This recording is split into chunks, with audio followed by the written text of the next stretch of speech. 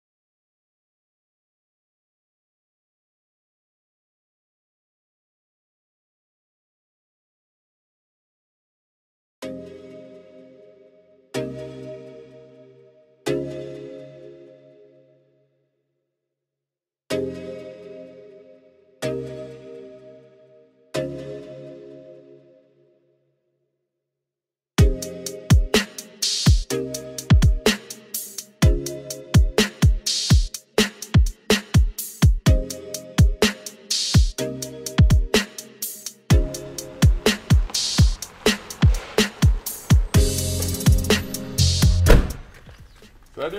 Salut. Tu vas bien? Ouais, ça va. Et toi? Ouais, carrément. Merci de m'accueillir, c'est cool. Plaisir.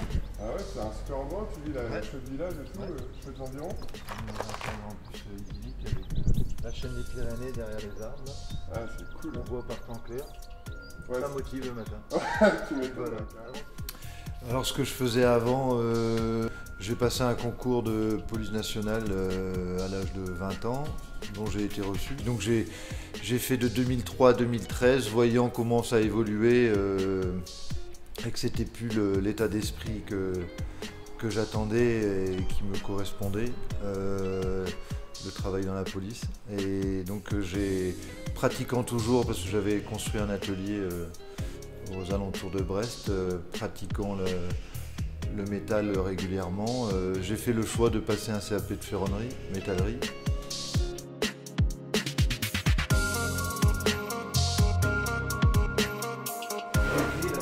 Tu peux te filer un coup de main? Je tourne vers la gauche.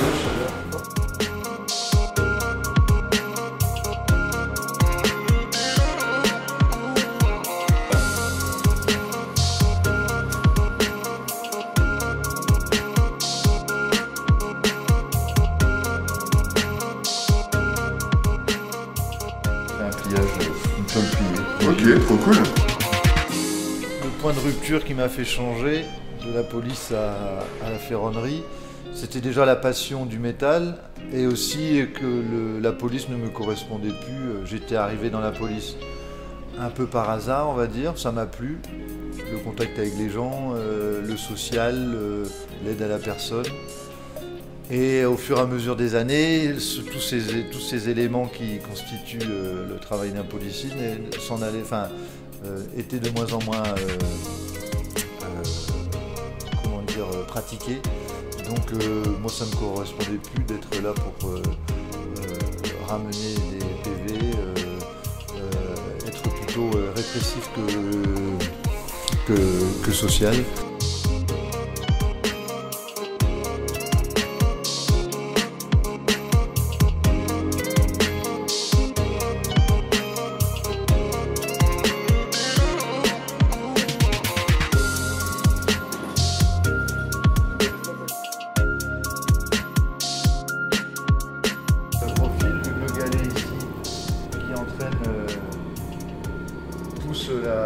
Le fer entre les deux galets. Là c'était pour une autre forme, donc ici dans le truc. Et ainsi de suite, si tu veux cintrer plus, tu pousses ce galet qui te permet d'avoir un cintre plus important. Ok. Ici pour faire ce tube là, il a été cintré avec cette machine. Ah ouais, on voit en plus. On voit un petit peu le passage des galets. Ouais.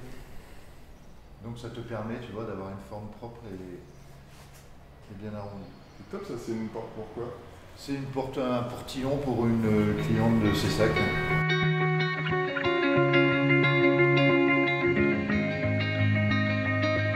Ça marche bien, oui, ça là-dessus, il n'y a pas de problème. C'est beaucoup de temps quand même. C'est-à-dire que avant je faisais mes 35 heures par semaine, maintenant j'en fais sûrement 50, 55. Mais quand c'est une passion et que tu aimes ce que tu fais, tu regardes pas ta montre, quoi. T'es pas là à dire encore 3 heures avant de quitter le travail. Là c'est plutôt, il est déjà 18 h, mince, j'aurais voulu finir ça. Tu te travailles le samedi, t'es pas obligé non plus, mais quand tu as du travail, tu as envie d'avancer et d'être assez dans tes délais de pause et dans ton planning, quoi.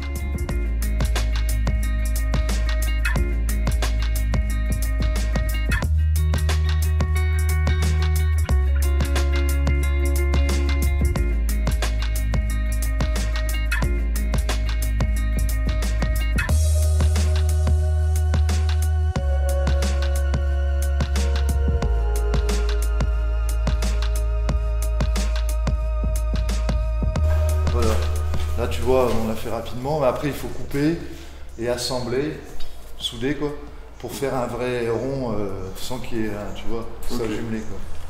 Voilà. Super. Je peux partir avec? Tu peux partir avec. Ça rentrera peut-être comme volant. Dans le camion? Conduit. Ouais, c'est pas mal. Ouais. Des fois aussi j'ai fait des enseignes avec ça. C'est vrai? Bah pour créer des lettres, tu vois. Ça, on pourrait imaginer que tu vois, si tu fais le rond, tu mets une barre là, ça fait un Q, ou ça fait un O. Donc des fois avec du fer plat, je crée des enseignes avec là, cette façon un peu d'époque, tu vois, tu sens que c'est fait main. Et ça donne un certain charme aussi.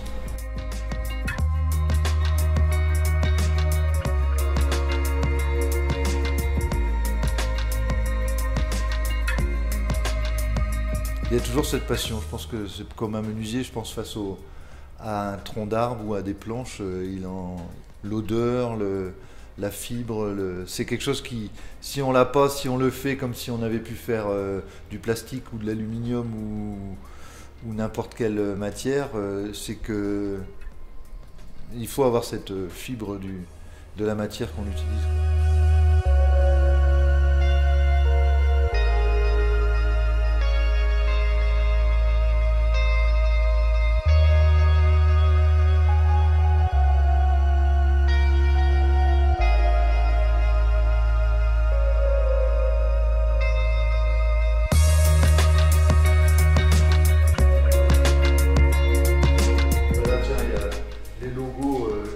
Sur les caches poubelles, ont été découpés au laser, de l'aluminium, tu vois.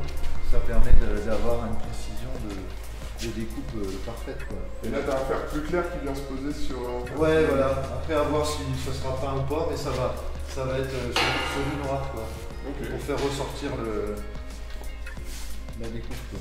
C'est cool, hein. Ouais. Je la vois comme je suis là, c'est-à-dire à travailler seul. Non, je vais continuer comme ça.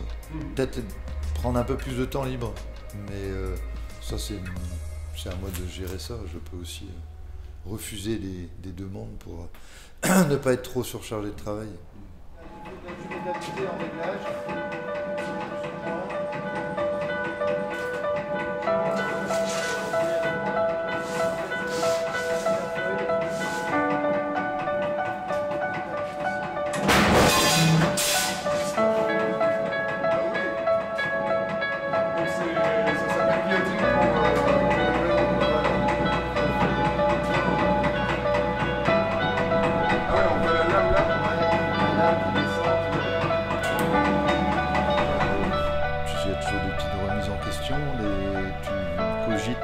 Tes fabrications suivant si c'est compliqué ou pas.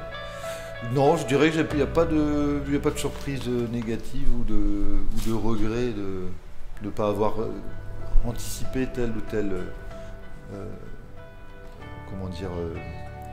événement dans la vie d'artisan. Sinon, je découpe avec une scie à ruban. Ok. Qui te permet c'est surtout l'outil essentiel du métallier. Ça te permet de faire toutes tes coupes d'angle ou autre. Là j'ai une coupe à 45 à faire. Donc ça te permettra de voir.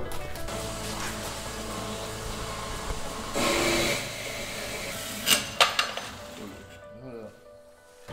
Il faut aussi un ruban, poste à souder, cintreuse, rouleuse aussi pour rouler les tonnes là-bas. Poinçonneuse, ponceuse à bande. Plieuse, massicot, tout ça, d'occasion, si tu te démerdes comme il faut, tu peux t'équiper pour environ 20-25 000 euros. Je me suis pas trop posé la question d'aller salarié dans une société et j'avais pas envie d'être dans une structure où tu te retrouves à faire que des portes métalliques par exemple, ou que du garde-corps. J'avais envie de toucher à tout, et comme j'aime l'art depuis très longtemps, j'avais envie d'être libre de faire ce que j'avais envie, on va dire, dans l'activité, quoi.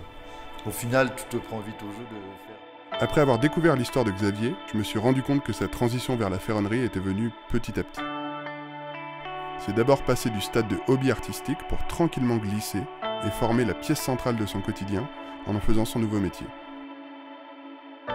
Je trouve que cette histoire illustre bien le fait que parfois une transition professionnelle est un processus long. Et peut-être que d'un côté c'est important qu'il le soit. Parce qu'au centre d'une transition il y a de l'humain. Et l'humain par définition c'est pas une machine. On ne peut pas simplement décider de recalibrer Martin ou Jeanne comme on changerait les paramètres d'une imprimante.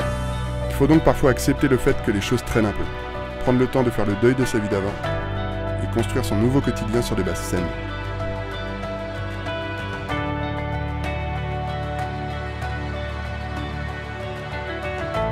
En fait, avant d'être éleveur de chevaux, j'étais photographe.